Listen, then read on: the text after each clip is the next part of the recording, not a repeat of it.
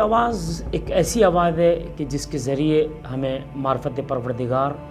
حاصل ہوتی ہے۔ اللہ تعالیٰ کی معرفت یعنی اللہ تعالیٰ کو جاننے کے عقائد اور علم کلام میں جو گفتگو کی گئی ہے اس میں 2 ٹائپس ہیں کہ جس کے ذریعے ہم پروردگار عالم کی معرفت کو حاصل کر سکتے ہیں اور اللہ کو پہچاننے کے راستوں کا انتخاب کر سکتے ہیں۔ ایک روحی حوالے سے یعنی معنوی حوالے سے انسان باطناً توحید پرست ہے، فطرتاً اللہ کا ماننے والا، یا ایک ایسے سپر پاور کہ جس کے سامنے ایک انسان من ہے سے عبد یا غلام اور وہ مالک کل ہے۔ آپ دیکھیں کہ اگر کوئی انسان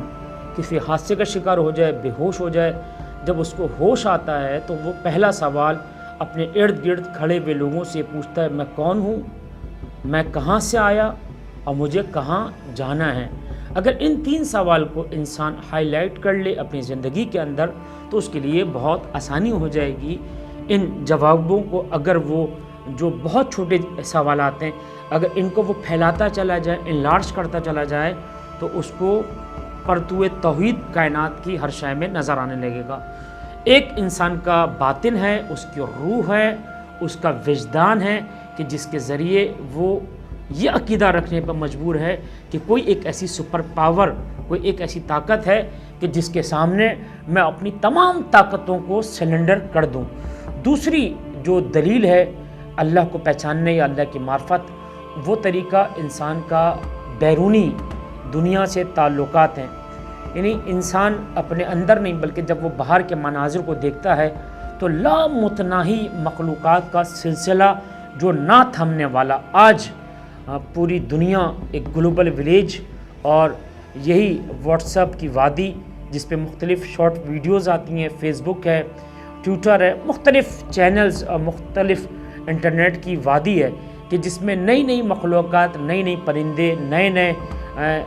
جانوروں کا تذکرہ ملتا ہے، نئی نئی سوسائٹیز انسان کو دیکھنے ملتی ہیں، حیاتیات، جنگلات کی زندگیاں انسان پر روز کشف ہو رہی ہیں۔ وہیں بلیک ہولز کے بارے میں انسان جو ہے وہ نئی نئی ایجادات کر رہا ہے، نئے نئے مقامات پر وادیوں میں قدم رکھ رہا ہے۔ یہ رنگ برنگی مخلوقات اور ان کے اندر پائے جانے والی خصوصیات اس بات پر انسان کو مجبور کر دیتی ہیں عقلاً اخلاقاً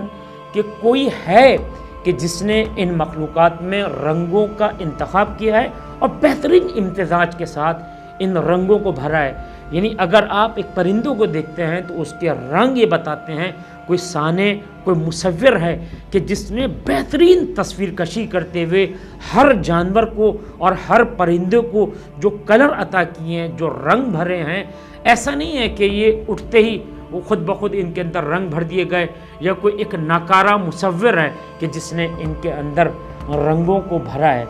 لہذا یہ 2 ایک ایسے طریقے ہیں کہ جو انسان کا وجدان، انسان کا روحی، انسان کا معنوی تعلق ہے کہ جس کے ذریعے وہ اپنے اللہ کو پہچانتا ہے۔ دوسرا تعلق انسان کی بیرونی زندگی جسے ہم جہان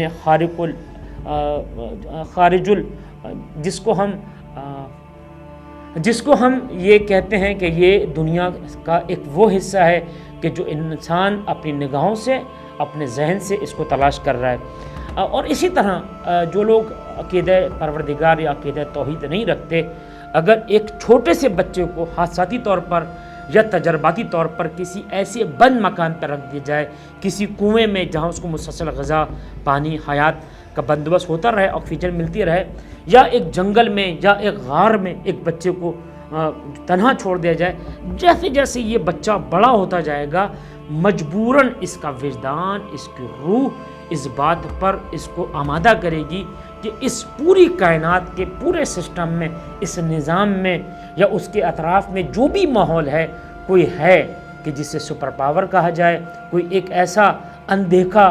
اندیکھی طاقت ہے کہ جس کو خدا یعنی اللہ ماننا اس کی مجبوری بن جائے گا کہ جس کے سامنے وہ اپنے وجود کو کیا کر دے، سرنڈر کر دے۔ اور جب وہ ایک اندیکھی خدا کو، اندیکھی طاقت پر جب وہ ایمان لے کر آتا ہے وہ یہ محسوس کرے گا کہ اس کی رانائیاں، اس کی توحید کے پرتو اس کے پورے وجود میں نظر آ رہے ہیں۔ یعنی کائنات کی ایک ایک مخلوقات کو جب وہ تجربہ کرتا رہے گا تو اس کو پروردگار کی معرفت کے زینوں کو وہ طے کرتا چلا جائے گا۔ آپ دیکھیں بہت سارے ایسے معاملات ہوتے ہیں انسانی زندگی میں کہ جب وہ ایکسیڈنٹ کا سامنا کرتا ہے، حوادث دنیا کا سامنا کرتا ہے، اور بہت سے ایسے مقامات ہوتے ہیں کہ جہاں کوئی مدد کرنے والا نہیں۔ قرآن کریم نے اس طرف اشارہ کیا کہ ایک بندہ کہ جو اللہ کو نہیں مانتا، جو اندیکھی طاقت پر ایمان نہیں رکھتا، لیکن جب اس کی کشتی ڈوبنے لگتی ہے، جب یہ لہروں میں سپرد ہو جاتا ہے،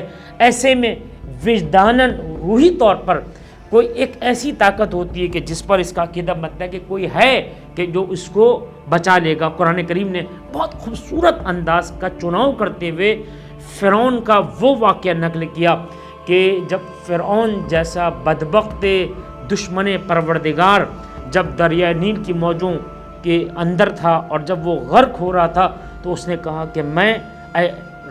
رب موسیٰ تجھ پر ایمان لے کر آیا۔ حضرت موسیٰ پر وحی نازل ہوئی کہ اے موسیٰ اب اس پر ہم نے دروازے معرفت کو اور اپنے عقیدے کے دروازے کو اس پر بند کر دیا ہے۔ یعنی فرعون کے جو بے تاج بادشاہ تھا، اس دنیا پر رول کر رہا تھا، جب اسے بھی یہ اندازہ ہوا کہ میں اب اپنی موت کے دامن میں جا رہا ہوں تو وہ بھی مجبور ہو گیا اور اس نے اپنے آپ کو، اپنے وجود کو، اپنی بادشاہت، اپنی سلطنت اور اپنی پوری طاقت کو اللہ کی بارگاہ میں سرنڈر کر دیا۔ خوشا نصیب وہ جوان، وہ مومنین، وہ مومنات کہ جو خدا کی بارگاہ میں سجدہ ریز ہوتے ہیں،